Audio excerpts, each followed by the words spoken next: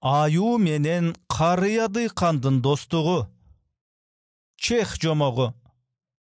Аюу тоолордун тескейиндеги жапайы токойдо жашачу. Жалгыз жашагандыктан эч ким менен байланышпай жүрүп, сүйлөгөндү дагы унутуп калган экен. Бара-бара ойлонгусу да келбей, мээси да керектен чыга баштайт. Ага карабастан абалы жакшы, көңүлү көтөрүңкү экен. Тоонун күнгөйүндө болсо улгайып калган бир дыйкан жашачу. Бул дыйкан адамдар менен жакшы мамиле түзө албагандыктан тоого көчүп келген эле. Үйүнүн жанына бир бакча өстүрүп, өзүнө жете тургандай мөмө жемиш топтоп, жашоосун мыкты өткөрүп аткан.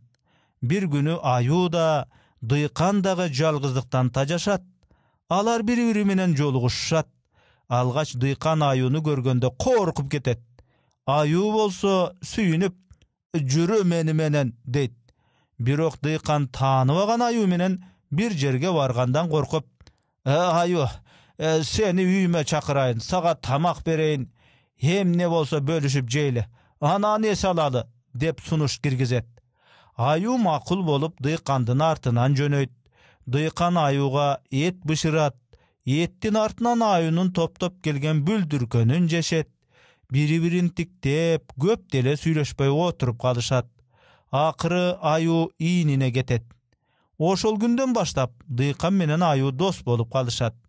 Аюу күнүгө дыйкандын үйүнө келет, экөө чогуу тамак жешет. Аюу таап келген олжолорду дыйкан бышырат, жемиштерден салат жасайт, чогуу ушинтип күн көрүшөт. Тамак жегенден кийин карыя дыйкан бир аз уктачу экен. Аюу болсо досунун жанында отуруп чымындан коруйт.